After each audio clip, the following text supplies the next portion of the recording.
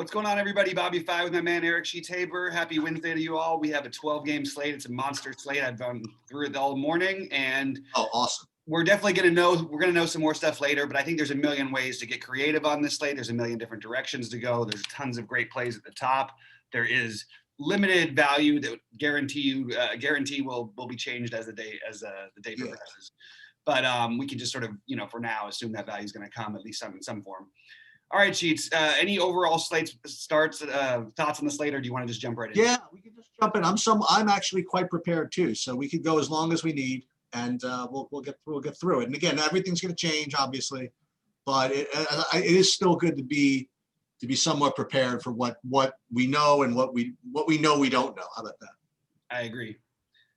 All right, so let's get into it then. Let's start off with Indiana, Charlotte, and I guess I'll start off talking about my feelings about Indiana. So basically, if we have Sabonis, I don't think I would pay for Sabonis today, although I think the price is reasonable. If we don't have Sabonis, I think Turner is very interesting. I think Lamb is very interesting, and I think that Brogdon is very interesting. Where I'll end up on those guys, not entirely sure. There's a lot of good plays I want to spend all the way up for. Jeremy Lamb would be pretty intriguing just because he can always get hot like he did last game and put up 35 or 36 or whatever he put up last game. And that was with Sabonis actually started that game. So there's a chance he could even play more than 33 minutes. He could, get up to 36 if there was no Sabonis potentially. And that means he could score 40 plus fantasy points. I mean, he definitely has the upside in a pretty decent matchup. And it is his former team, so you give him a little bump in Charlotte. So I'm a little bit interested in Jeremy Lamb. And I actually think I have some interest in Jeremy Lamb even if Sabonis plays. Now, the only other play that comes into to play is much for me. You could argue about Holiday and McConnell. Holiday, McConnell. Actually, McConnell is true. You truly could, actually, because they will play 3-guard lineups. McDermott on FanDuel is a little bit cheaper, but I think that mostly, even with Sabonis, even if Sabonis is out, those are the three guys I have interest in. For me, if Sabonis is in, I'm playing nobody from this game. Right. At all. If I'm sorry to jump on, you didn't get to talk about Charlotte, whatever. But no, you can take it over, and then I'll jump over. Yeah, if Sabonis is out, then Brogdon and Turner soak up pretty much all the usage. So, those are good plays. Now again, there's a lot of good plays today, and as usual, there's a lot of great center plays today. So it's not exactly that easy, but they are going to project to do better than their salary because they were priced with Sabonis in, if you want to know the truth. I do like both those guys. I would say that of the ancillary guys, I agree with you about Lamb, and just because he busted so hard in the last game. Lamb smashed in the last game. What's that? Lamb smashed in the last game. No, that was my precursor to who I'm going to say. Even though he failed in the last game, Doug McDermott might be somebody who I might want to get involved with if Turner's not in. That's what I was going to say. But what you're going to hear a lot of from this, probably from this whole next hour is, but on this slate, or but on an 11-game slate or 12-game slate. So there are guys that like a Doug McDermott on a 3-4 game slate, I might try it, but I don't think I'm going to need to do it on a. That's why I bring up Lamb. He's just a much better play than McDermott. I agree. On this size slate. Now, if it was a smaller slate, you could make the argument the other way with no Sabonis. But I don't think on this size slate. I think Jeremy Lamb just carries so much more upside. So I put these guys in just because. But if those guys, if we hear that Sabonis is playing, I'm not playing anybody. Mm-hmm. You like anybody in Charlotte at all or no? Yeah, I like Gordon Hayward, as I'll keep mentioning it. I mean, it's unfortunate for me that he had no fantasy points in the fourth quarter the other night, because that would have really been helpful after you got off to a blazing start again. Now, those both were matchups against Orlando, but Gordon Hayward, his last 3 games has been 37, 50, 57, and 43. Only had 1 game below 37 in his last 6. And I don't know. I feel like, in his last 8, he's got – a couple of 3 over 50s. Like, I mean, he's putting up some pretty big numbers, and he's getting the minutes. He's the one guy here. He's too cheap in my opinion at 7,500. Now the matchup is not what you'd want, but especially if Sabonis is out, I'll have more interest in these guys just because the game might pick up a little bit of pace. And Miles Bridges is somebody I might, and say I'll have 10% of him tonight. PJ Washington is somebody I would consider going up to 10% of. Even with what's his name back, I just think that against the size and stuff, there's always a chance he could end up getting a lot more than those minutes that we've seen lately from him. But again, I probably wouldn't even be that high on him. And then LaMelo, here's the coach speak and everything. Like, the coach is unhappy with him. He turned the ball over 5 times the other night, and I guess was terrible on defense. And the coach was pissed. I think that as his price continues to drop, we should just keep an eye on him. Like, if you're playing 150, you definitely want him in a lineup or two every night if you're going to be 6.2, just because there's so much upside for him if he gets it going. But mostly it's a wait and see on Sabonis, but I will play Hayward either way. Nobody for you? No. You don't like Hayward? It's fine, but I just think they're guys in better situations. I want to ask you, because I feel like every time I bring up Hayward, you have like a little bit of resistance towards him. Well, just because, again, like, I think every time he's been on a slate, there've been other teams that have been missing guys, you know. So I just kind of would prefer to play either like the big spend ups, or like try to aim for the team missing guys if possible. I hear you. Yeah, but every time I think of Hayward, I'm like, ooh, but maybe I want Graham, or maybe I want Rozier, or maybe I want to try PJ Washington. I just get this feeling that like the whole team is just so, I don't want to say Charlotte's deep, but it just seems as though they're deep. But the one thing you can say is if the games are close, yeah, they haven't been close. Gordon Hayward's playing 38 minutes, not 36, not 34. That's true. 38. So if you think this game is going to play close, and you know what I'll do? I'll give him a 37 instead of a 35-minute projection, just because I think that it's more likely that if the game is close, he's going to play 38. And it's not much, you know what I mean? But that makes a tiny little bit of difference. And he's rating to be a really good play for me for those, you know, for a lot of reasons. I just think he's 40 with 60 upside almost all day here. I think that if the game is close, he'd have to really play terribly for him to not get 40. Yeah, and maybe, you know, we'll do it. I mean, well, you know what? I haven't seen anybody better yet, so we'll put him in now, and we'll see what happens. He certainly, of all the guys we've mentioned, I think he was the one. Certainly. Well, let's put it this way. I'm going to put in Brogdon and Turner first, and Hayward. Again, this is just assuming that, I don't know why I'm assuming that, but Sabonis is out. And then we'll move on. Yeah. Okay. Let's move on. We want to take over the next one? Yeah. So Detroit, Cleveland. Same type of thing for me. Not actually, kind of different. So Jeremy Grant is kind of like always a good play, but I just think he's just expensive, and I just don't think I'm going to get there. But he certainly is eating up all the usage, playing well. And not that this is a big deal, honestly, but Blake's out. So, I mean, Blake had like probably 0% usage this year anyway, you know, whatever. So I don't think it's that big of a deal. But, you know, as long as he's continuing to you know, be most of the offense, I think he's really good. I went back and forth between Josh Jackson and well, not between Josh and somebody else, between Josh Jackson and not Josh Jackson.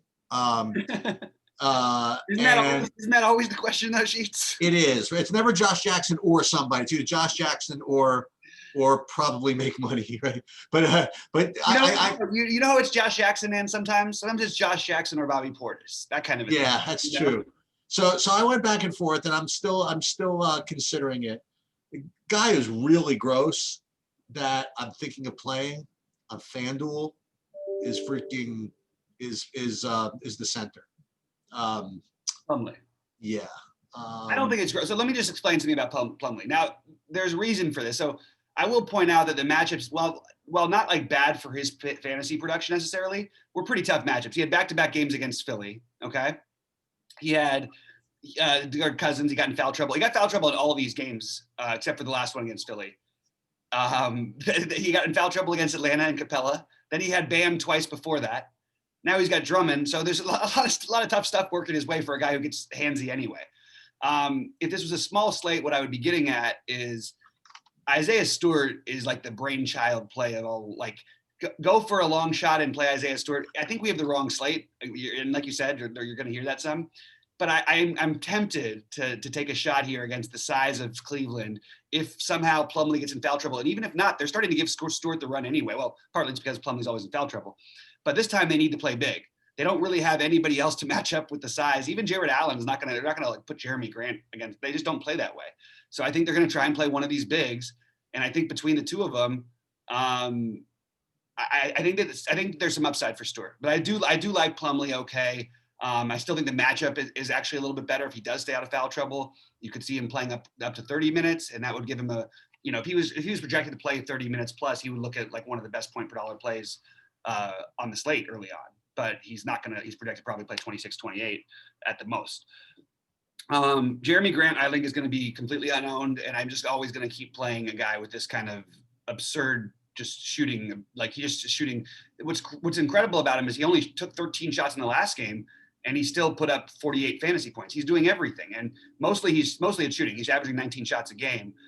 I'll take that all day long. He was 3 for 19 the game before that, and he put up 32. I mean, that's not good, but like 32 for, I mean, it's kind of like, why aren't we just playing him at this point and just living with, the only problem is, again, other maybe better plays. But and the flip side is, if you don't play him, I don't think I'd play these guys together on this slate because against a slow team.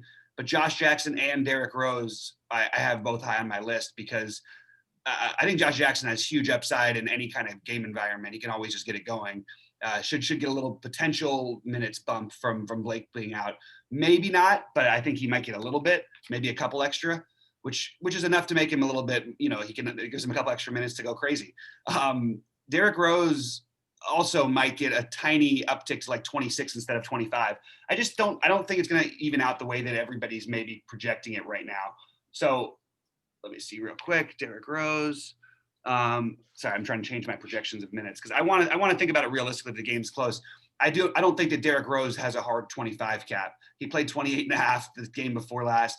He played 27 basically before that. I think there's actually more minutes, and that was with Blake.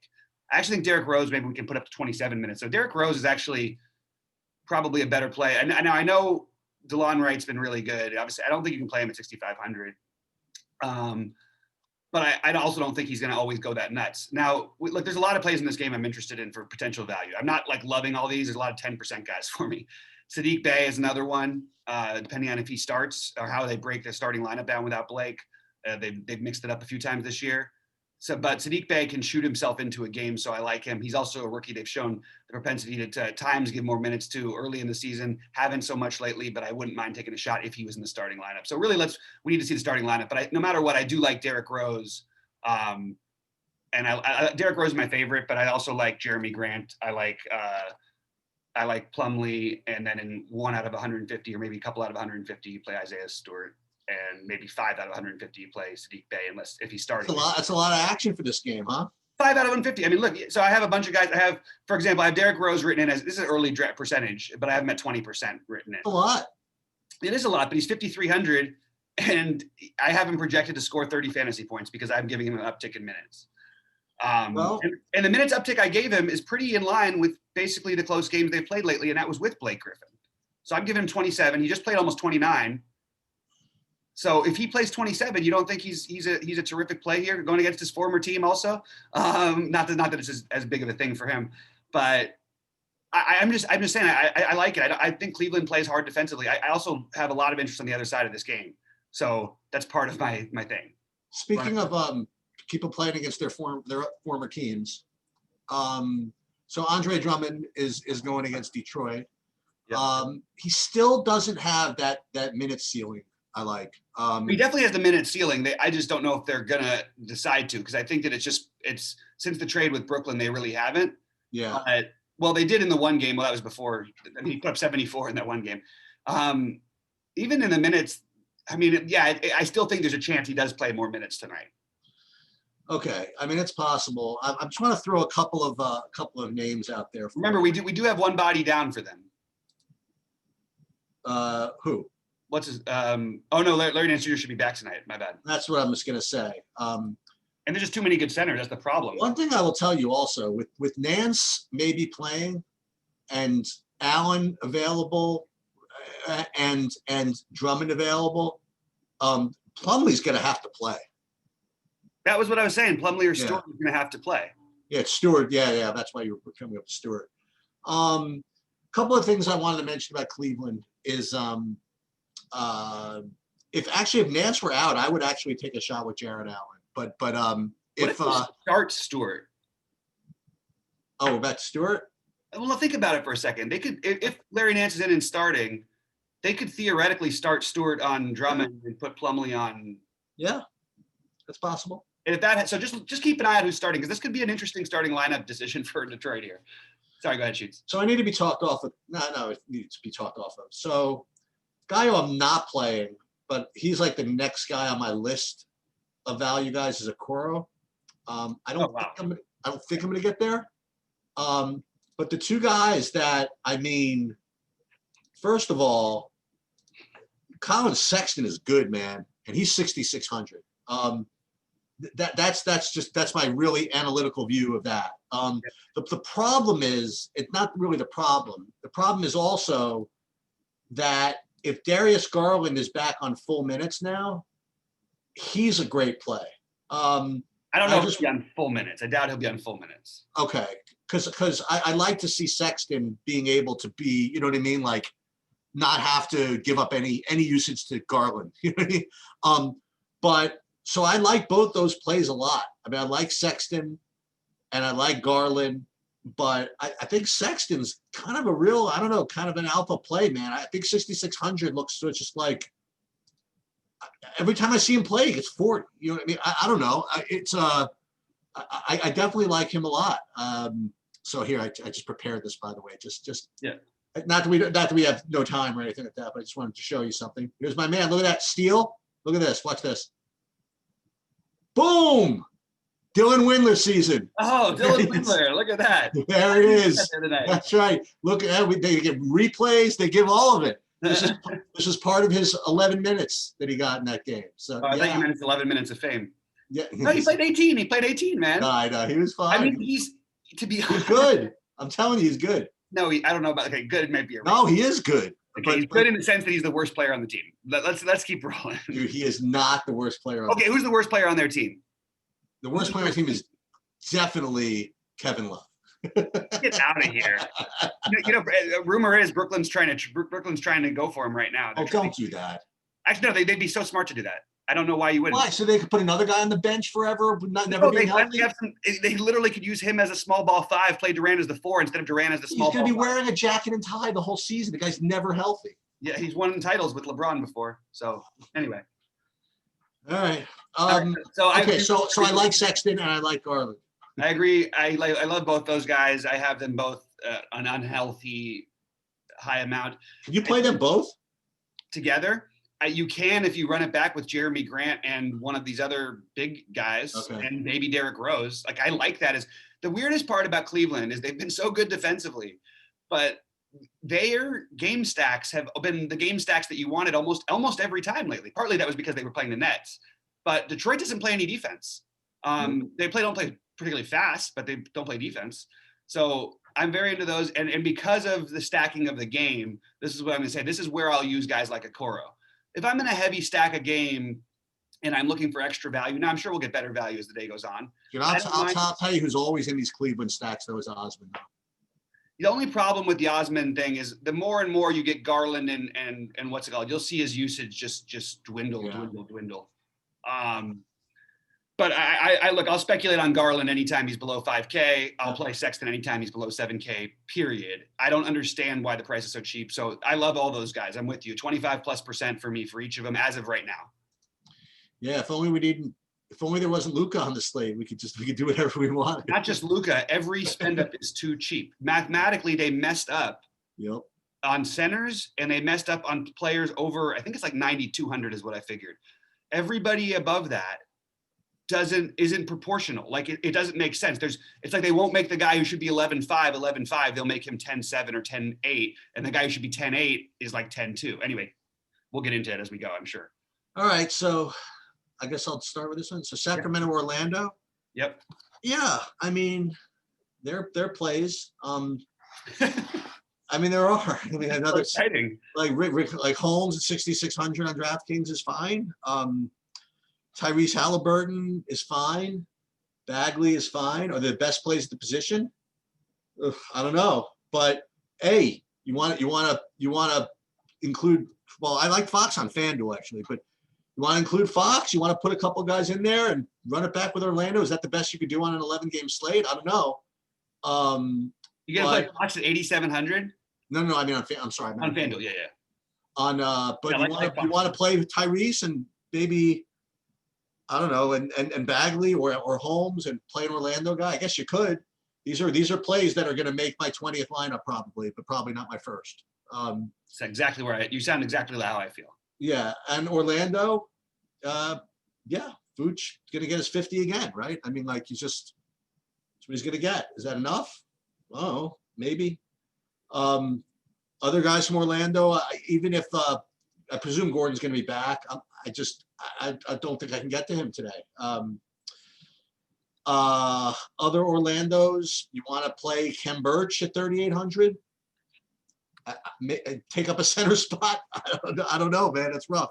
So, a very uninspired recommendation of the players I mentioned. So, in Orlando, Vooch, Gordon, that's best I can describe it.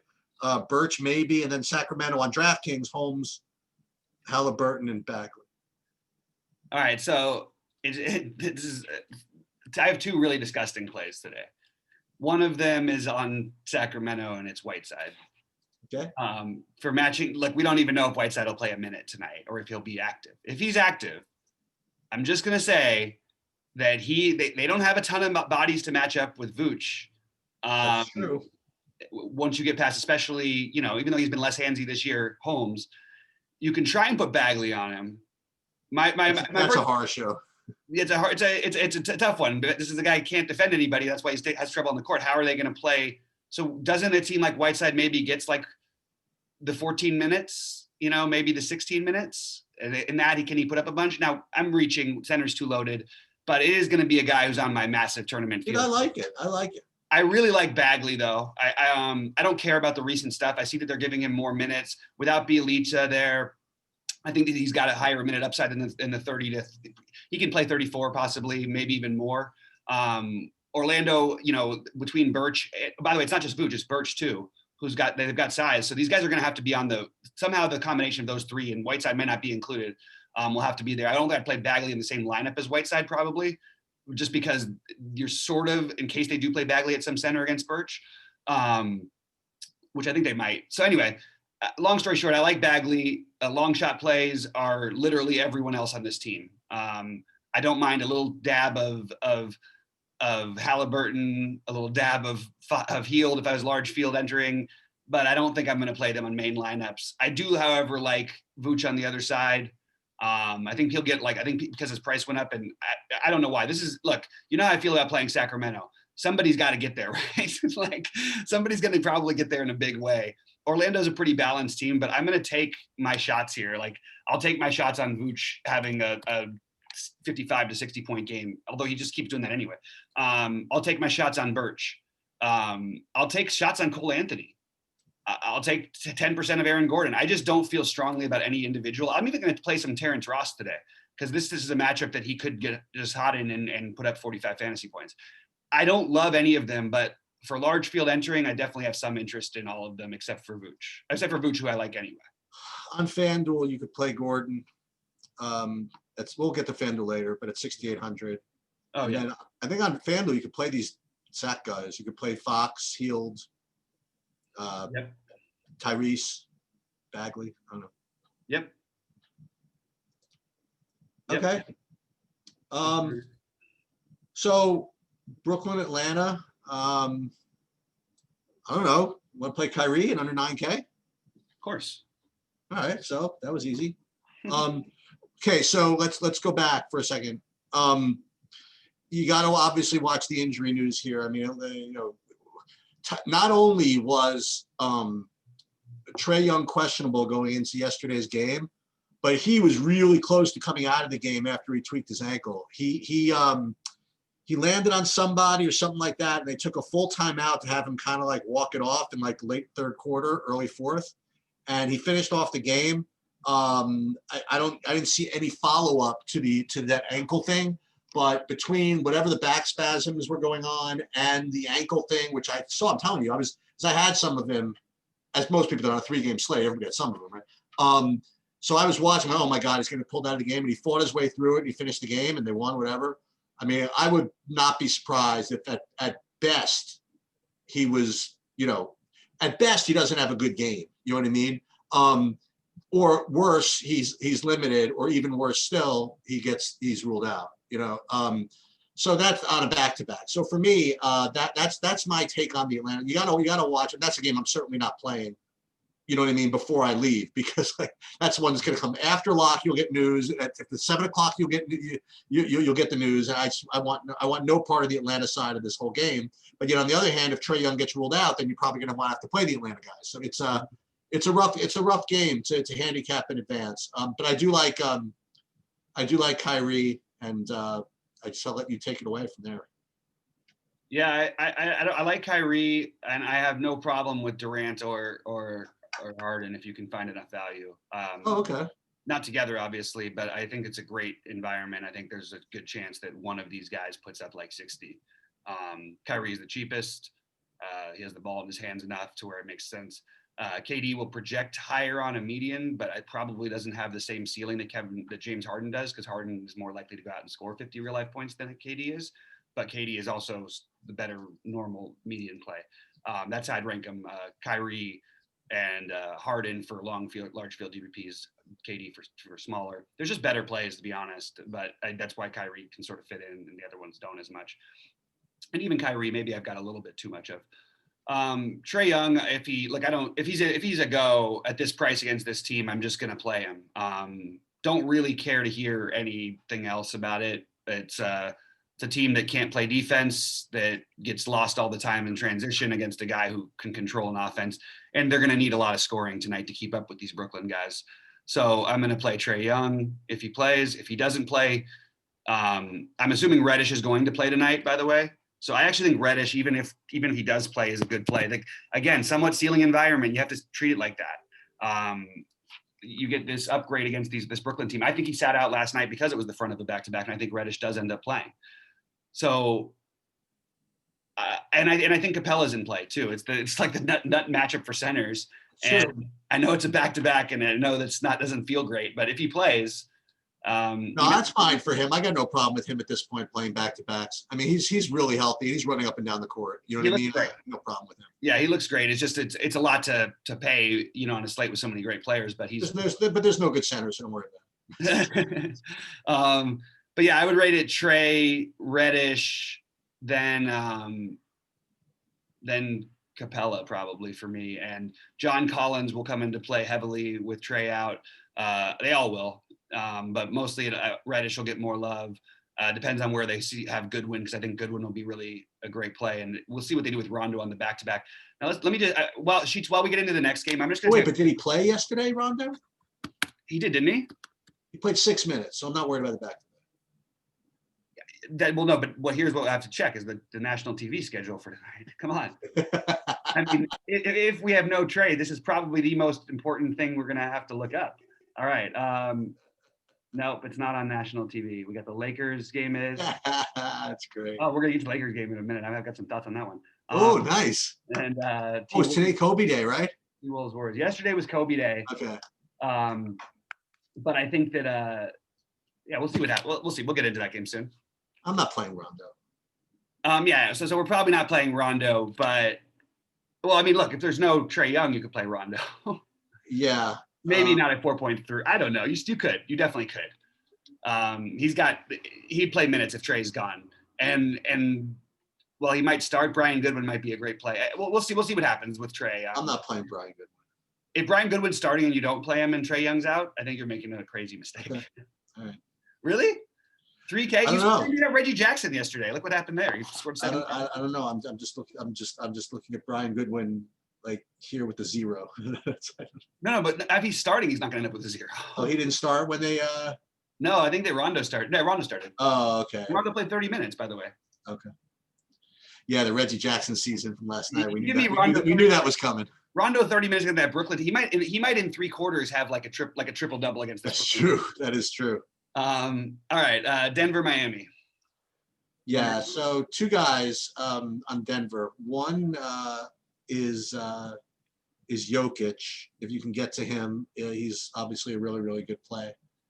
The other one I'm just kind of like a fiddling around with is I played him a couple of times already, and just kind of showing up again is Jermichael Green.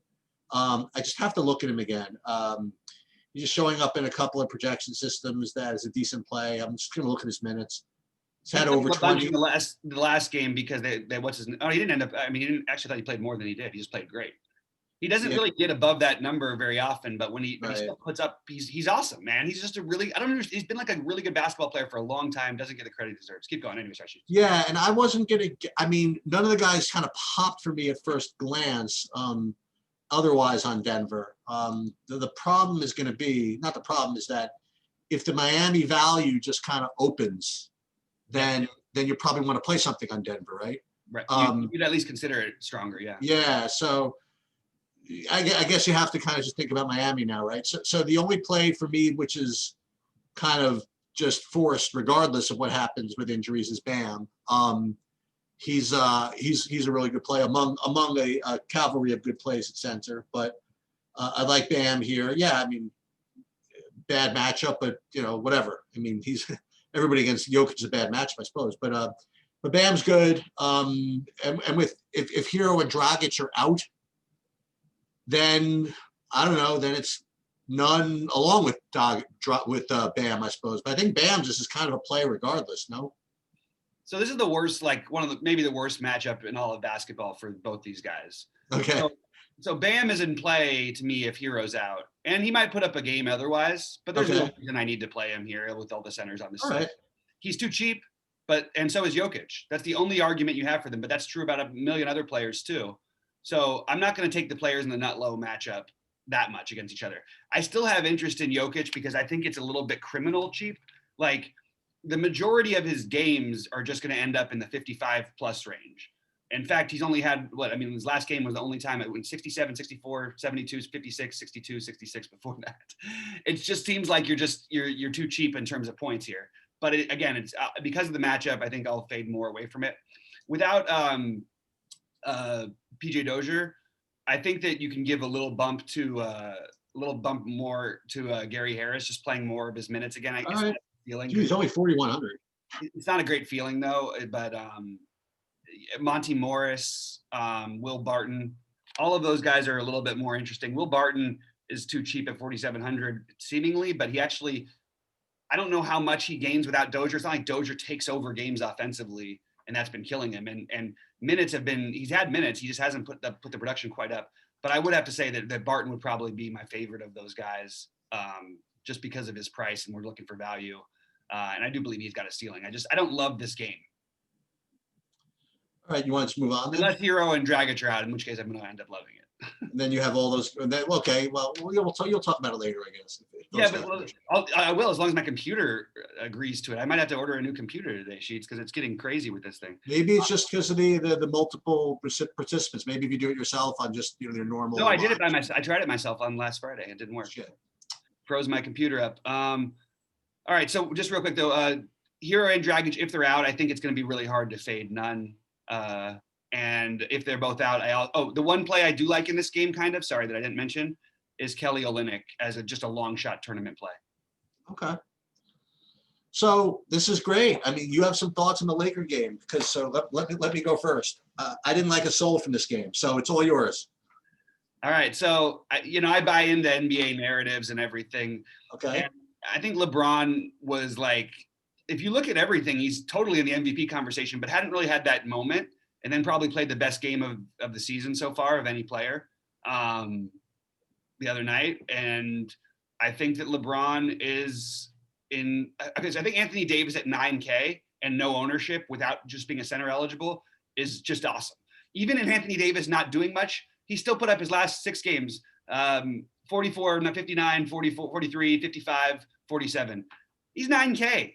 Like he can put up 65. Like it's in the well within the realm. He's too cheap. LeBron at 99. Look, the favorites for MVP right now, if you had to do it, would be somewhere between LeBron and Embiid as the favorites, probably with. Whoa, you sure? Yeah. Isn't Jokic like the favorite? You can't be the favorite on a 500 basketball team. You have to. Oh, are you sure about this? Okay. 1,000,000%. I'm not even questioning. It's not even a slight. Wow. If Denver wins 7 in a row, then Jokic will have a chance. Right now, LeBron is the best player on the best team and probably still the best overall player. in the NBA. Joel Embiid has the best team with the second best record in the NBA, and he's been absolutely dominant on both ends of the floor. And I like all of these guys tonight. So I'm going to be well overweight on every star in this game. And wow, that's awesome. So I'm also going to jump on the other side. I know they're like, first of all, Philadelphia, it's very strange for a team with a lot of good defenders that give up so many freaking fantasy points. I want to try and attack this spot. I actually even like the real thing that's gotten to Philly all year has been like the active shooting guard kind of a situation. Kind of makes me a little bit interested in Schroeder just from a game, like just, I think he or Pope is going to have their endless open three looks because it's happened all year long against Philly. I mean, we saw Bradley Beal. We just seen it over and over again. But mainly it's LeBron and AD for me. This is the front of a back-to-back for the Lakers. I expect them to play everyone tonight and probably rest one of the guys tomorrow. And then Embiid is right there with these other centers. Like, I agree with that. Embiid is 9,400. I mean, what is he averaging this? Is he averaging 50 plus? I think he is. Like, what are we even talking about? I don't care what the matchup is. His last 3 games have gone 66, 58, and 58. It's a nationally televised game for both he and LeBron. I like the idea of running a little bit of that together, a little bit of AD in there. I know Seth Curry's ankle's beating him up, but he's 4,700. I'll take a shot with them there with the minutes he plays and the, just again, the 3-point heat check ability. And then Ben Simmons. I know that he's been just absolutely awful to us, and we've had foul trouble. We've had just bad play. He's 8,100. It's too cheap. He falls right in the category of these other guys for me. So I would rank them like Embiid, Simmons, Curry on Philly. I honestly even have a tiny bit of interest in Harris, but I'm probably not going to end up going there realistically in the slate. And then I'm heavy on LeBron and AD on the other side, especially LeBron. And I might even have a sprinkle of Schroeder just because of what's happened with Philly in the guards. But yeah, I like that. I like the big guys in this game. Yeah, I was not expecting that. So yeah, let's go. These national TV games, and I told you what Embiid's done on these national TV games too. It's been crazy. With the Barkley too, with the yeah. This is not a TNT one, but still, I'll take it. It's ESPN. It's national, and honestly, they don't have as many games these days that have that much attention. So anything else extra, you'll find. And I think LeBron hates. You know what he said to Marc Gasol when Marc Gasol got to the Lakers? The first thing he said, "You stole my 2013. This year. You stole my 2013 Defensive Player of the Year award." That's how he looks at things. He's pissed about Giannis getting the MVP. He's last year. He's pissed about losing out to Curry in past seasons. He wants to make up for it. This guy absolutely cares about his reputation and where he ends up in the grand scheme of things.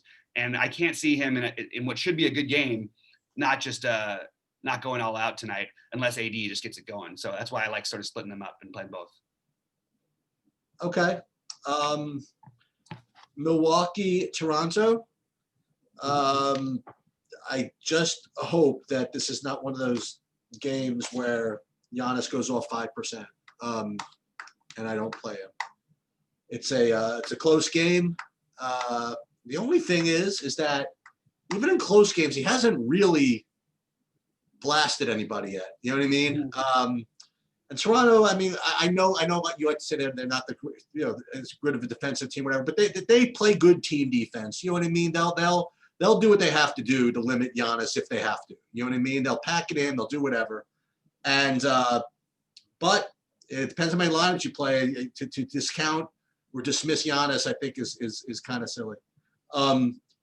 You have to definitely watch the injury news with Toronto. If Siakam is out, well, first of all, if Siakam plays, I just don't think he can shoot right now. So I know he's priced much cheaper than he has been. But I think if Siakam's in, I don't think I'm going to play much of anybody from Toronto. If he's out, I don't know who I'm going to play either. I had my Boucher rant the other day. I just don't like him. Maybe Lowry. I don't know. If Siakam's out, I think I might be off those guys regardless of who's in or out. So I guess Giannis from Milwaukee. On FanDuel, again, you could play a cheap, maybe chalky Dante DiVincenzo at 4K or whatever the hell he is over there. And this is probably going to be a really good basketball game. So Toronto, in 4 out of their last 10 games, has given up 120 plus. In 7 out of them, they've given up 110 plus, and in 9, they've given up 106 or more. Miami is the most, Milwaukee is the most efficient, even with all their weird stuff and how they don't look right at times. They're the most efficient offense in the NBA. It's hard not to have some interest in some of these spots. I will take the over straight away on this game. And I want to play some Middleton, some Drew, and some Giannis. But it's not going to be much. I'm more interested in the other side, to be honest with you, because I think they're going to force this game into an up-tempo thing. And Drew's price is not quite as desirable as I'd like. If he was like 6.4 on DraftKings or on FanDuel or something, I would have some interest. But I just think 7.4 might be a little much. So it's hard to have so much love for these guys. So you know what I do in this spot? This feels like it could be a Bobby Portis game. So ooh, there it is. He's on my list. Now, it doesn't mean I'm going to load up on him, but he's the wild card play from this game. But I do like Giannis. It's just hard to play him over the guys at the same price. So it ends up being Middleton, but do we have that ceiling we need on Middleton? Probably in this game, you might. I think you might, because it's what I'd said. You know what I mean? Like if Toronto does decide to commit to packing the lane on Giannis, yeah, then you could get some Middleton or some Drew even. Yeah, or some Brolo, who I'm not going to say only because the slate's too big. All right, but on Toronto's side of it, so I really want to take another shot on these guards. Okay. I think that, again, you beat Toronto with a 3-point shot. We need to find out who's going to exactly play with Siakam and all of that stuff. It's really hard to know what's going to happen without. I mean, we even have Anunoby as questionable too. So without knowing what happens with these guys, it's really, really hard to analyze. What I would say is I think you want to try and get exposure to all of the other pieces. If Siakam is out, I would go back to Boucher. I prefer Lowry above everyone else on this team. But Van Vliet is right there with him. Maybe you could argue that Van Vliet is a slightly better play because he'll probably take more threes, and that's how you beat Milwaukee. But Kyle Lowry, he was just absolutely dreadful the other day, and I don't know. I don't see that happening too often. Nope. To be honest, what I'm worried about is who does Drew match up with? Because I've actually watched a lot of Drew. He's just an unbelievable on-ball defender. I mean, just absolutely out of this world good. I don't know, the game, the tempo and the shots and all that will make up for a lot of that. But if he's on like Van Vliet, if I get some word on that, or if he's going to guard Lowry more, that could be the deciding factor right there between who you pick between those guys. But I do like both of them. Bobby, I'll tell you something. You know, I went on this rant yesterday about when you get older, your brain goes in different ways, right?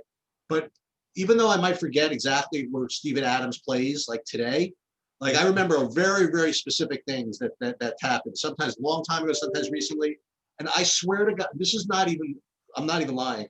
Once every 3 days, I remind myself as I'm walking wherever I'm going, make sure not to play Damian Lillard against Drew Holiday.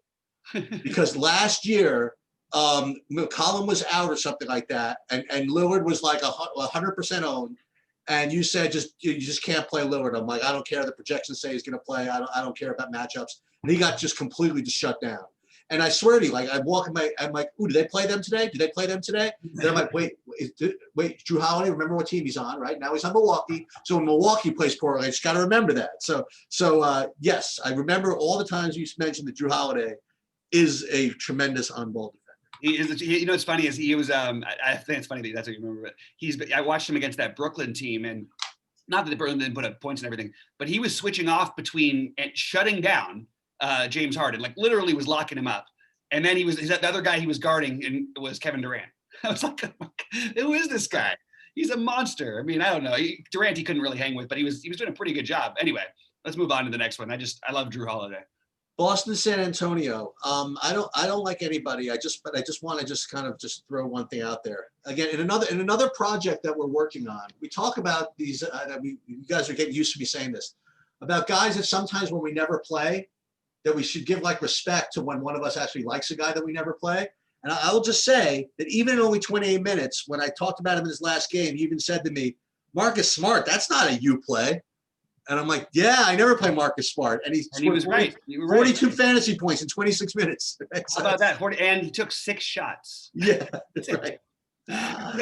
There was, Chief, that really bummed me out too, because he was in a great one of my great builds on my monster lineups, and that might have been my Steven Adams lineups. I wanted him to go nuts, to go even more nuts. But yeah, he was great in that game. If that game stayed a little closer, he would have put up like 55 or 60. Yeah. So I'm not into anybody this game. You like anything?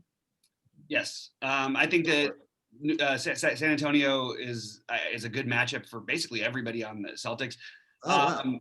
One of the best pivots I made was the other night when I ended up with more Tristan Thompson on FanDuel at 4K, but I did have like 20% on Ooh. my FanDuel with Tice. Yeah, that was awesome. Just because that pivot, and also I thought that the atmosphere fit Tice a little better, and Tice actually has been getting a little bit more run. And on FanDuel, the price difference between the two is only 600 still. So I would give the edge to Tice. I actually kind of like him on FanDuel over there today. If he gets run, he's so active. I mean, he's not going to always get you 3 steals, 3 blocks, but the game before he had 4. I mean, he does block shots. He does get steals. He's active on the boards. He can rebound. He can score in transition. He can occasionally hit some threes for you. I just think he's kind of interesting on FanDuel, but we can always visit that later on. I do like, not to bury the lead. So I think Tatum with the full minutes, I don't understand why we don't just love Tatum, Brown, and Kemba, and we're just deciding between the 3 of them. Is it just because they're all 3 there?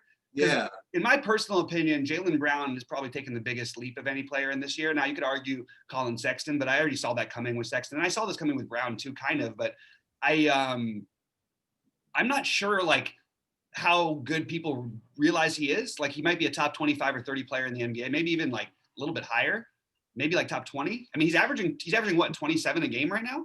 I'll tell you the only thing I don't like about him. What don't you like? I'm not going to say I don't like.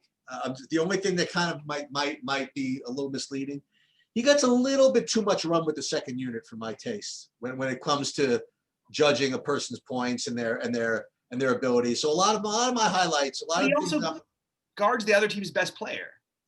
I get you, but like when you were talking about the full stats and all whatever it is, I do see him getting a little bit of second unit run. I see him participating in blowouts a little bit more. But I'm with you, man. Whenever I see him play, the guy's insane. I don't know. I've seen his best match. I mean, to me, he's looked as like Miami teams like that. He dominated Jimmy, but like he's really good against these tough matchups usually. But anyway, my whole point about him is just I think this is a good matchup for him and Tatum, and I think they'll have no ownership tonight. Tatum because maybe you give Brown a slight edge because you don't know Tatum's minutes, but Jason Tatum was like just 50 every day before he got hurt. So we don't need to like think too hard about these guys being at the right price. Just about people are going to want to play all the way up and therefore want to pay all the way down. And part of the reason I like those guys is I definitely want to play some DeJounte Murray, some DeMar DeRozan, some Lonnie Walker, some Vassell, and some LMA. That doesn't feel good, but these guys are all just frighteningly cheap. And the way that it sort of worked out with every San Antonio game is that usually like at least one of them crushes. And while this may not be a good matchup against Boston, 7.1 for DeRozan, isn't he? He's averaging like about 40. So 3 out of his last 9 games, he hasn't put up 40. Okay. So 40, we would even be happy with. And he's got obviously 60-point upside or 55-point upside anyway. Plays well in tough matchups. DeJounte Murray, 6,600. Also another guy who feels like 35 plus, like on layaway and then with upside. So I'll do you even one better with DeRozan. I mean, presuming it's going to be a close game, there's no reason to think it's not a close game, right? Yeah. The only time he hasn't smashed this price tag is when he didn't get the full minutes, right? Against Golden State and Washington, yeah. Yeah, I mean, this is 27. Forget the 27 minutes. He's not playing only 27 minutes. The other games he's played, he's had 47 fantasy points. Forget the 25 minutes. 47, 43, 34, 51, 43. You know what I mean? Like every single one of those results is 6x minimum, right? So, yeah, it's hard to argue with it. Yeah, and then you've got the other guys on the other side. Just they're taking turns, sort of. It feels like, or sometimes even both getting there. But Vassell and Walker are just are cheap enough, just where they can get hot enough to where they should be in your consideration. I'm not saying you should play them heavily, but they are really, really cheap. And then you've got LMA at only 6K against the weakest part of Boston's team is the front line. We've seen what he can do occasionally and against these other teams that do try and play a little bit slower, but they need to have a big on the court. Like Dallas the other night, he put up 30 in 30 minutes. He put up 43 fantasy points at 6K. I'm not like saying I love him. I just think I have some interest. And I'm pretty sure, I got to double check this one later, but that he had a pretty good history against Boston going back for his whole career. And Boston still is the same, where they don't have the right kind of frontline defense. Even Tristan Thompson, as a good defender, is not the same type of guy you necessarily want perfectly matched up with Aldridge. But there are a lot of mouths to feed over here. So Aldridge, the only thing I'm doing is giving him a tiny bit bump up in minutes. I think he's those minutes factor in too many blowouts, which don't happen enough for me here. So I'm going to give, I think Aldridge ends up over 30 here enough of the time to where I'm going to at least have some interest. But mostly DeRozan and just to finish not even to finish my thoughts on Boston. And so I mentioned during our last show is that Kemba had a really, really good game in only 26 minutes the other day. He looks really good. He played like a full 26 minutes with no turnovers. He was really just really good. I mean, they blew out Cleveland, whatever. I just have this weird feeling that, that with Kemba back, with Tatum back, we got, and then there's Brown and then Smart coming on. First of all, I think the team is really good now, right? With all these guys back. But I just find the ceiling for one of them kind of hard to predict, right? Now, again, this is why it's GPPs. That's why they're all going to be probably low owned. I just find it difficult to find the guy that's going to get that concentrated usage or that concentrated, you know what I mean? Those points. I don't know. It's hard. Well, I don't disagree. I just want to say that they're all too cheap though, because like Kemba's too cheap. Yeah. Like if you think Kemba's going to play 30 minutes, and I think it's actually he'll play 30 minutes. Well, then he should be like one of the best values on the slate. How do you think in 30 minutes Kemba doesn't get 30 plus fantasy points with like an upside of 50? He really does. Like that, I mean, point guards have been lighting up this San Antonio team. All right, so I'm heavy. I'm more into Kemba than I am everyone else. I do have interest in Jalen and Jason Tatum also. Jason Tatum is also a 9K plus player in my opinion, and Jalen Brown might be as well. So we'll see. You hear anything about Lonzo Ball being traded? Yep, I've heard Lonzo. I've heard. I think they want to get rid of Bledsoe, but they keep getting offers for Lonzo and JJ Redick. Okay, so do you think that Westbrook plays? No, but I wouldn't be surprised if for the first time he does, because like on a back-to-back, first time in a while, because they need to win games, and I'm not saying that he's necessarily helping them. They look really out of sorts, especially defensively, but I don't know what they're going to. My guess is they won't play for Westbrook. So, I mean, you could talk about all this. I mean, I guess we should. You can talk about all this Washington stuff. You can talk about whoever that starter was. Who wasn't bad, actually, that 3K guy. Who was the guy who started yesterday for Washington? Hill? No, Gill. Yeah. He wasn't bad. He didn't start off bad, yeah. Yeah, he wasn't that bad. Play Jerome Robinson again. He kind of disappointed a little bit yesterday, but I think with Westbrook out, that would help him. But I mean, it's kind of starts with Beal, right? I mean, like Westbrook out. And by the way, I hope you bet it. I think you did, but did you bet him to be the scorer, the leading scorer? 75-1. What? He's leading the NBA by 5 full points. Dude. How sick of a bet is that, Sheets? Let's go. Are you kidding me? 75-1. That's great. So you got to start with that, and then you know what? I'm gonna play New Orleans, man. I'll play. My initial build, by the way, there's no way I could do this, but my initial build on FanDuel, my one lineup had both Ingram and Zion. So I'm gonna have to kind of look at that again, but I think it's awesome, man. I think again, you're playing Washington, who plays no defense. It seems like a perfect get right spot for both these guys. I probably won't end up playing both of them. I just kind of threw them both in there. But I like both those guys. You could even play, I don't know, if you think Ball could be somewhat limited maybe because of trade time. We kind of, I don't say argue about this, we discussed a lot. If he's on the trade block, whether rather showcase them or limit him, right? You want to take a long shot play with Alexander Walker again? Maybe try something like that. I mean, this Washington matchup is really, really good, especially you talk about pace up spots, right? So New Orleans has been playing slow. This is a perfect opportunity for them to play faster, right? Yeah, I like the New Orleans guys. I even like freaking my man who apparently doesn't play for Oklahoma City, my Steven Adams. I kind of into the New Orleans guys in this game. Yeah, I mean, I actually starting with the New Orleans, I like Lonzo actually. Look at that. Okay. I don't think he's a bad play. He's getting the minutes back, and it's a perfect matchup for his style of play. Hopefully Bledsoe doesn't take the ball too much. That's the only thing that worries me. But it's also a good matchup for Bledsoe. So it's kind of, that's what we run into every time. I don't know if I could do the Nickeil Alexander-Walker on a full slate here. I don't mind the idea of Josh Hart. Again, ceiling environments always create lots of potential. And I love the price on both Zion and Ingram, giving the slight edge to Zion just because they can't match up with him. I like Bradley Beal, but I'll definitely be below the field on Bradley Beal. There's also, we just got other news about Donovan Mitchell's out, which we'll figure out by the time we get to that game.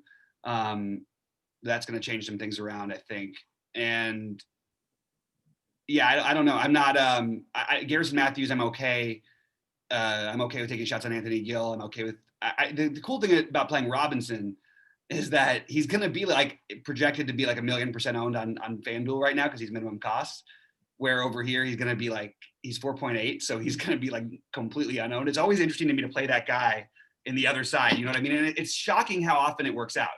There was one night where Bradley Beal was like 10-7 on FanDuel and like 9,100 on DraftKings and was like 56% owned versus like 3% owned. And he went off and he put up like 70 something and won me a tournament once.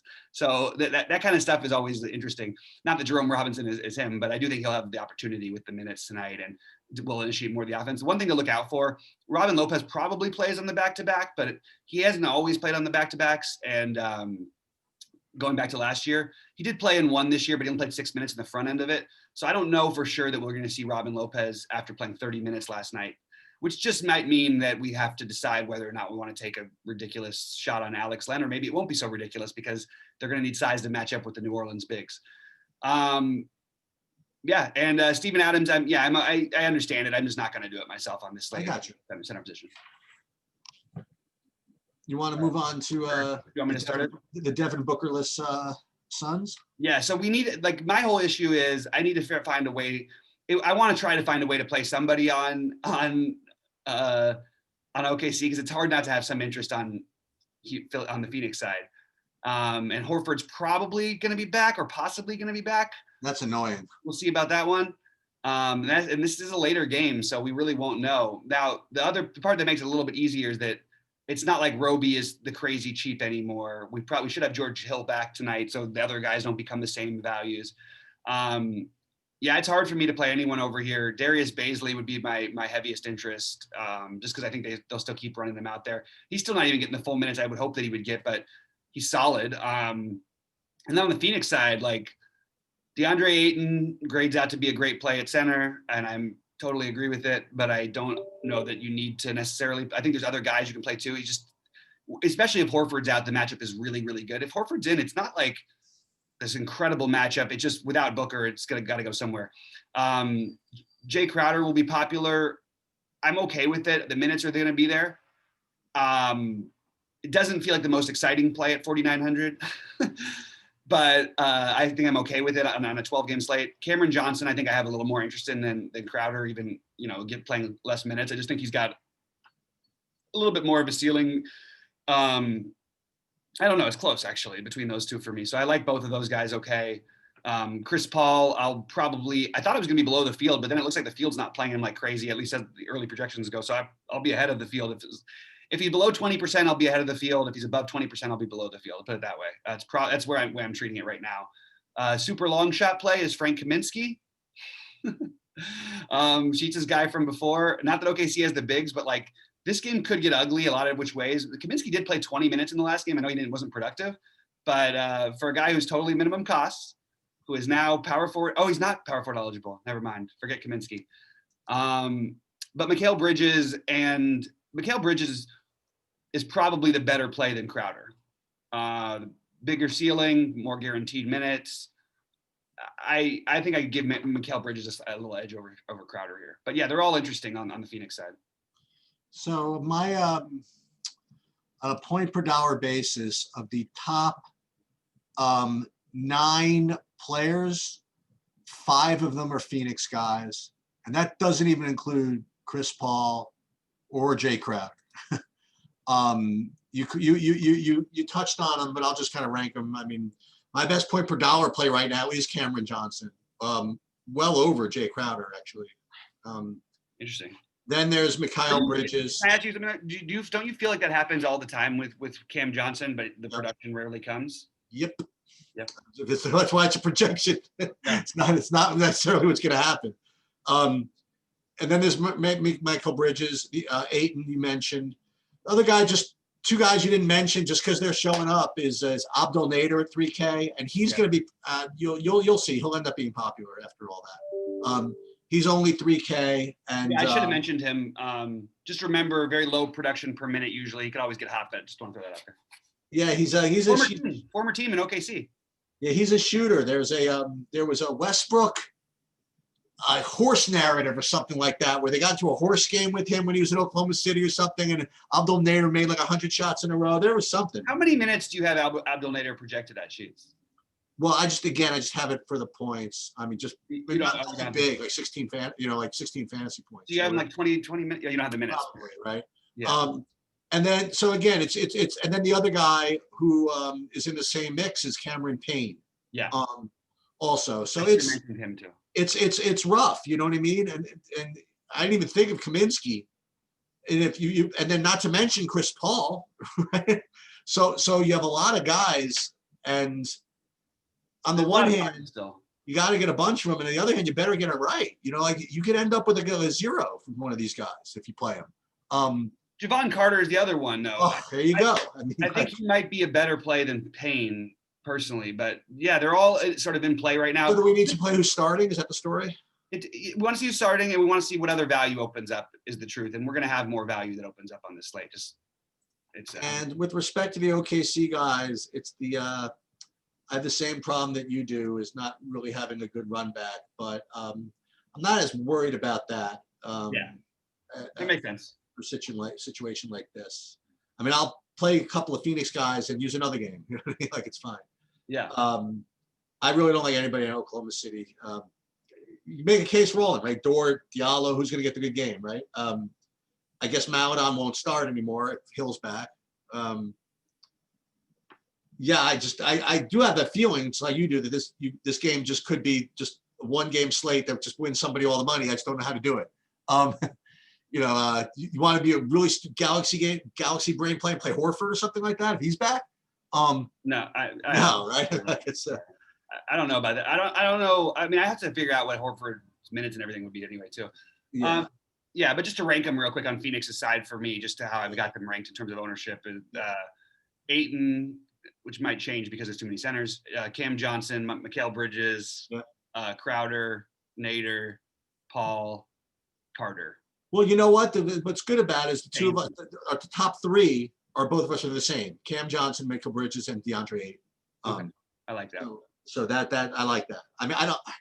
Not that Abdul Nader is a bad play, but I just don't think I'm going to do it. You know what I mean? I want to point out one thing about this OKC team. Like, they did a really good job with Lillard the other night, and it was a lot of doubling. It was a lot of high trapping. It was a lot of help side defense. It was a team that, like, I don't know what they put in the water out there, but whatever it is about this OKC team, they play hard, man. They really do.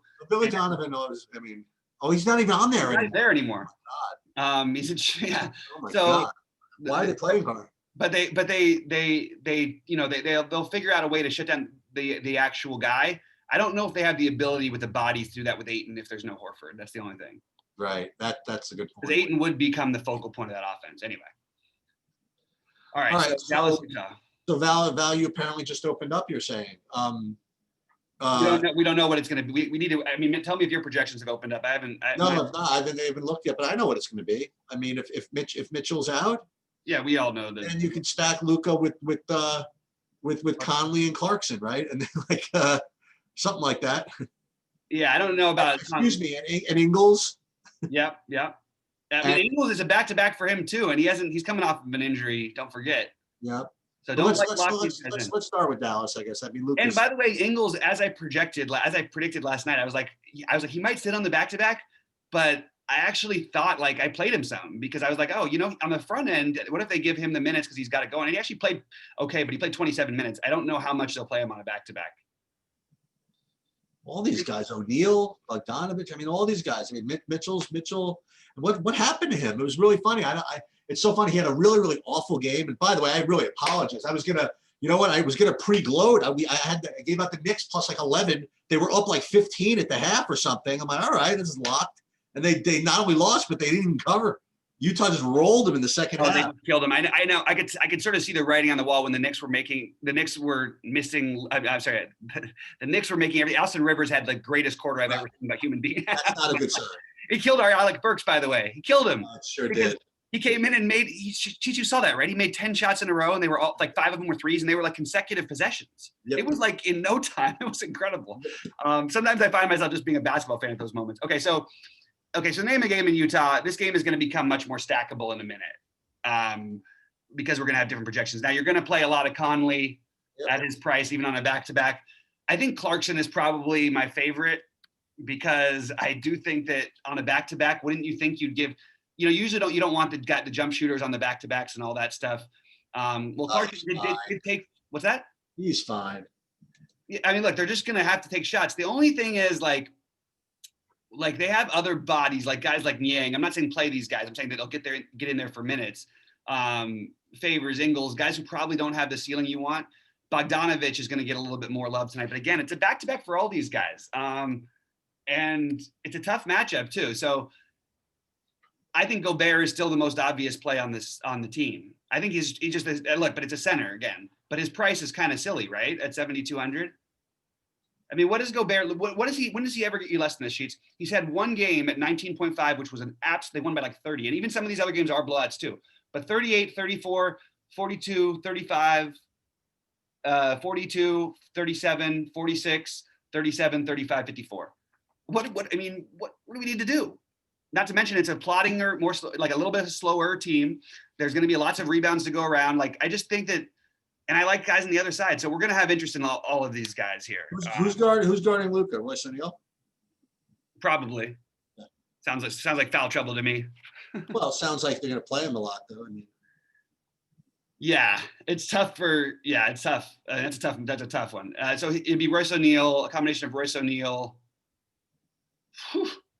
Ingles would be the other one. Ingles is a really good defender. He just doesn't have the lateral speed. But okay, so let's play those guys and let's run it back with Luka or Kristaps.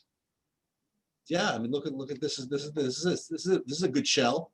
I mean, just put 4 Utahs with Luka or something like that. Yeah, why not? I don't know that Clarkson and Conley together is probably not ideal, but on this, it's probably not what you want to do. Probably one of those. And we're assuming for Dallas, Richardson, DFS, and Dwight Powell will be coming back. So you have Kristaps' interest tonight? What's that? Always. Under 9K, I'm always going to keep playing him. I do think that there's like some, look, he got in foul trouble the other night. So I think he would have played a lot more minutes, and he shot 6 for 18. So I'm not really worried about it. And Luka also just went completely nuts, like nuts even for Luka the last game. He put up 86 fantasy points. But yeah, I like playing one of them. I don't think I'm going to get to them together. But I don't think it's like impossible to hit. I just think there's just a lot of good plays. But I like the idea of playing one of those guys. And then I told you in order, right, of my Utah guys. It's Gobert, Clarkson, Conley, O'Neal, Bogdanovich, Ingles. Yeah, that makes sense. All right. By the way, nothing else on Dallas. I'm putting Yang as in like one, like just keep an eye on this because it is a back-to-back with these guys, and I'm just wondering if maybe we don't hear that someone else even sits. I doubt they would do that because they've been really competitive and they're trying to win games, but we'll see. Yeah, this is a little annoying. You want to know why? What's that? Not annoying. Between the New Orleans-Washington game, which I like, the OKC Phoenix game, which I like the Phoenix guys, Dallas and the Utah, and when we get to the Golden State, I might actually be able to play tonight and just play these late games. So we'll see. Yeah, why not? Why not? We'll see. Okay, so Minnesota, Golden State. Start off with Minnesota.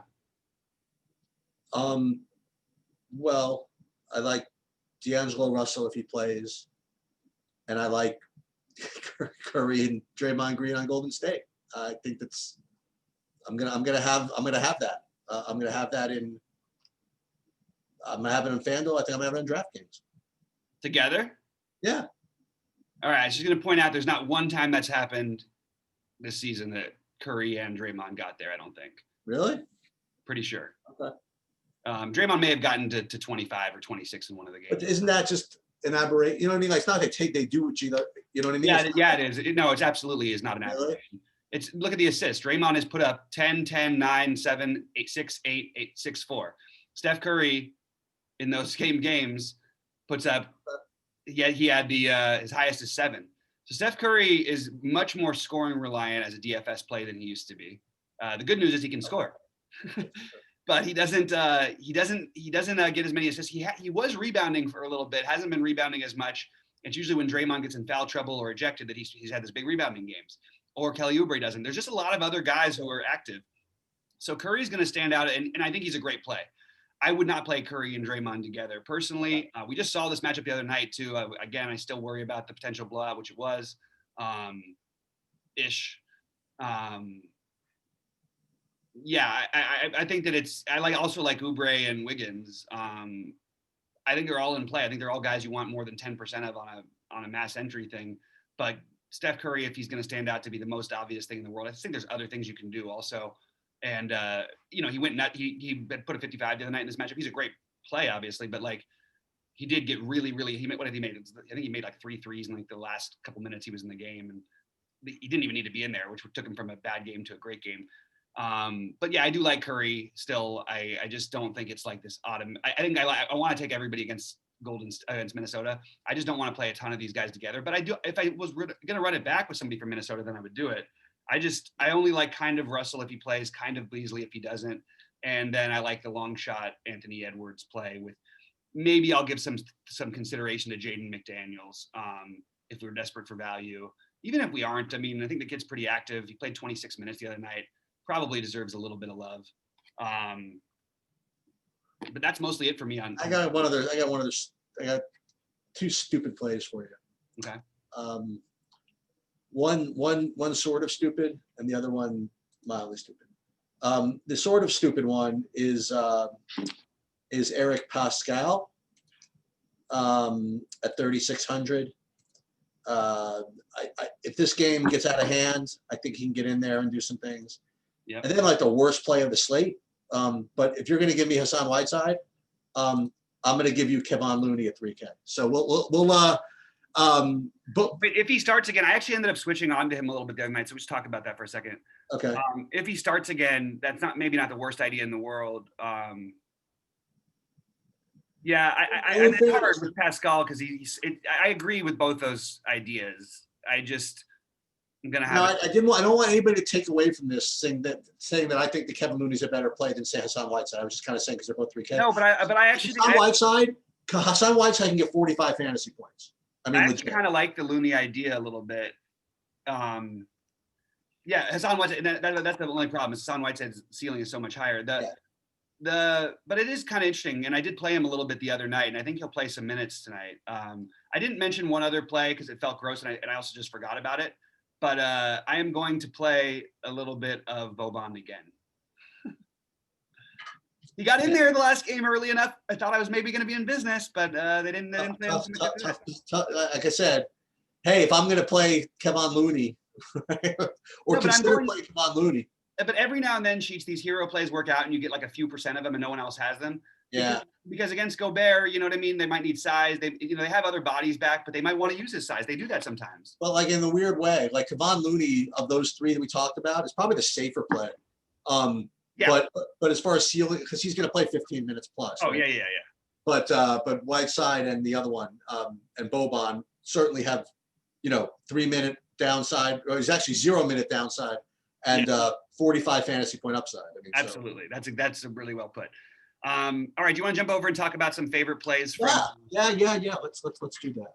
Okay. Let me go over to FanDuel and I'm just going to pull up my FanDuel sheet. Oh, I think I wrote it down before. Okay. So let's you want to just go yep. Again, position by position? Yep. Okay. Just sort this and then go with this. All right, so once again, I'll do like a value and a spend up, whatever. You mentioned Jerome Robinson at being minimum cost over there. And I do have, not a surprise, I have him as top point per dollar play over there. If you didn't want to do that, actually, that's the best I'm going to do as far as paying down. The the good plays also, I like Curry. Curry's probably my favorite spend up. And then the other guy I like, I mentioned earlier, is I like Fox. So I like Fox and Curry, and then spend down would be Jerome Robbins. Yeah. Unless, by the way, excuse me, unless Sabonis is out, in which case I really might have to think about Brogdon and Brogdon. Yeah, I agree with all your guys. The guys I'll add are Lowry and Ben Simmons and Chris Paul. Okay. Shooting guard, you want me to go first? What's that? Okay. So I can do shooting guard. Okay. So shooting guard for me is kind of easy. Well, I mean, it's easy presuming that Westbrook is out, and even if he's not out. I think Beal's just, you just have to play him. He's probably gonna be a zillion % owned, right? He will be. But if you want to play value, guys, you can go back to the guy I mentioned earlier, Dante DiVincenzo. He's only 4,400. And even if these guys are in, maybe Herter at 4,800, he's still pretty cheap. And some, you know what? And two other guys actually that you mentioned that are popping for me here is one guy I play and one guy I never play. One guy I play sometimes is Terrence Ross. He was pretty good, but one guy I never play, but he's 4K, is Gary Harris. Mm-hmm. Yeah, I mean, I not like I'm in love with the Gary Harris thing on a big. I didn't mean to be too excited about it. Gary Harris. I would rather play Lonnie Walker or Devin Vassell than Gary Harris, okay, and go for some upside. I like Buddy Hield over here. Seth Curry, Eric Bledsoe. Oh, I hate it. You like Hield better than Tyrese? Ross, FT. What's that? You like Hield better than Tyrese, same price? Yeah. Hield is always the better play between he and Tyrese unless Fox is out. Okay. For every which way. But there is unless the ownership goes crazy or something, but that's not going to happen anyway. Okay. Yeah, I mean, I don't think it's even really that close between them. Clarkson's probably going to end up being a good play. Clarkson now, yeah, with the updated projections. Oh, and by the way, we didn't mention that with Conley at point guard too. He's more expensive. But yeah, Clarkson's going to be a great play. He might end up being the chalk. Actually, he probably will be. Would be hard to imagine he doesn't with Mitchell out and potentially a limited Ingle. Clarkson is just awesome. But going to be popular. So one thing you could do is skip Bradley Beal and pay down at point guard, at shooting guard to get a little different. And you can also use a wide range of guys who are going to have very similar projections. The guys who I sort of like a little bit better, I like the Hield upside. I also like that game on this site.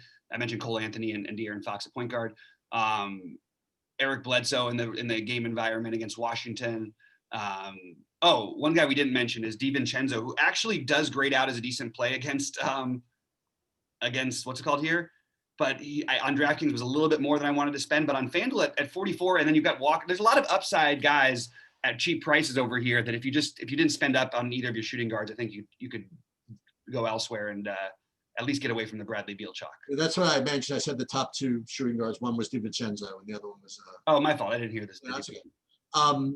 Okay, you want to do small forward, which is basically for me is Phoenix Town. I mean, it's Cam Johnson and Michael Bridges are my two favorites over there. You want to pivot off them? You want to play Josh Jackson?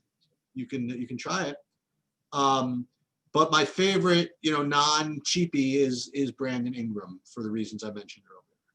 Yeah, I love Ingram on FanDuel. It's just too cheap. I'm going to throw back out there and just say that my man LeBron James at 10-4 at zero ownership is going to be interesting. Sure will, huh? Yeah, I mean, look, nobody's going to play him, man, and I'm telling you, I'm just throwing it out there. Duncan Robinson. There's a lot of Robinsons that like better on FD. Duncan, Jerome, just play all the Robinsons on FanDuel. Cam Johnson, Mikal Bridges, DeAndre Hunter. I don't understand why DeAndre Hunter is projecting not as well as he should. Probably because Reddish will be back. That makes some sense, but his minutes should still be. Oh yeah, they have his minutes the same. I don't know if it hurts his shots as much as they think. Hunt, yeah, the Phoenix guys, Bridges. I think Bridges and Cam Johnson are your best bets for value, along with Garrison Matthews for upside. Maybe you could throw in Joe Harris too, along with Duncan Robinson at that 4,700 range. And then Chris Middleton is the medium guy you spend on. There's a lot of different options, a lot of ways to go here, and nothing that I feel like you need to have to put it cleanly. But I think the guy you spend up for the most often is Ingram, and then you play Cam Johnson and Mikal Bridges or Josh Jackson somewhere in that range is your next bet. DeAndre Hunter a little bit higher up, and or Harris and Robinson. That's sort of my builds with a little bit of Garrison Matthews. Power forward, Draymond is my best play. I did mention that Aaron Gordon's more playable on FanDuel, and he is, but I'd say Draymond is my favorite play. He's my favorite spend down play. But then there's Zion at 7,800, who I really want to play. So Zion, Draymond, and if you don't want to play Draymond, you want to take another shot at your 4K guys. You can play Tristan Thompson again. No, actually, you play Tice. I didn't mean again. Yeah. Kem Birch is 3,900. Want to take a shot at that? Your old LMA is 5,700. Yeah. That. Yeah. So I like you got Crowder, obviously, is one of them. I think that Aaron Gordon is my favorite play over here, maybe at power forward. Draymond, I'm just going to point out that he just never ever really gets you a number that you really want. And then look, he's fine, but like look at his game log and tell me you're excited to play. I just don't. He always grades out as the best value. They finally did a good job and knocked his expected points down a few, even though the minutes are going to be about the same. I'd rather play Zion. I'd rather play Aaron Gordon. I don't mind taking a shot with Birch, but probably won't do it here. The Thompson versus Tice is one way to go, but I think I'd rather just play Baisley on this slate. If I'm going to do one of those things, he's 5K only. Same with, and I like Aldridge, as you mentioned. AD at no ownership is overpriced, but the one other guy who's sort of shown up is, I don't know if he'll show up for other people, is Royce O'Neal at 4.5. I think he's like an interesting. Yeah, I keep forgetting these Utah guys, which I didn't really factor in yet. What did he end up with last night? Because he had a ton in the first, I'm not sure. He had 33. Okay. There's lack of perceived upside, but I mean, he's put up a 33, he's put up a 30, put up a 40, 47. There's, every now and then the guys can get a little upside. All right, let me take a quick look at, I think they updated some of the ownerships here and see if. You know what you could do, by the way? What you could do is you could correlate in a lineup, which I have here. You can correlate guys that never meet their projections, like Cam Johnson and Draymond Green. I had a lineup like the other night, the all revenge line. Like you can always build these little themed lineups. That's right. There should be sheets. They should make games out of that. I remember I had the all Linkoping golf lineup a couple of months ago. Right, exactly, yeah. All Norwegians. That's right. I love it. All right, want to get to center real quick?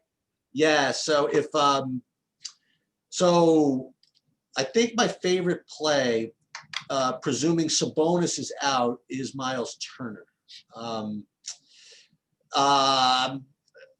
Ayton's ownership, I doubt, is correct. You have to think he's going to get owned.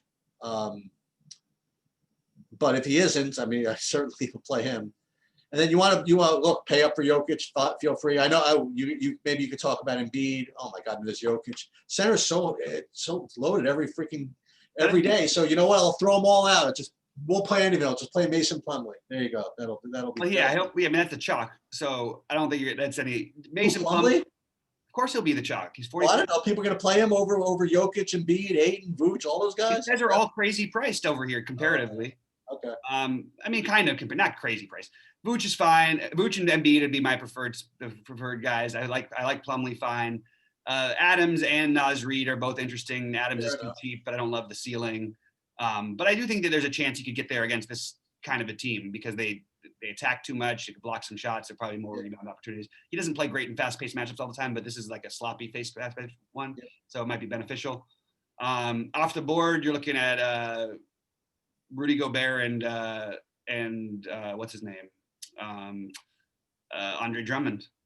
That's pretty much all I got over here. I don't think I'm going to get to Jokic too much on this slate. All right, sounds good. Yeah. If Bobby does a live thing, you'll see. Yeah, I'm it. gonna try to do this, guys. I'm sorry, I gotta get my computer set straightened out because it should be working, but every time I try to go live, it doesn't seem to work. And I've tested it out, and it hasn't been working with my tests, unfortunately. All right. All right, guys. Hey, for Sheets, I'm Bobby saying thanks for tuning in, and we will be bringing a golf show to you shortly. Yep. All right.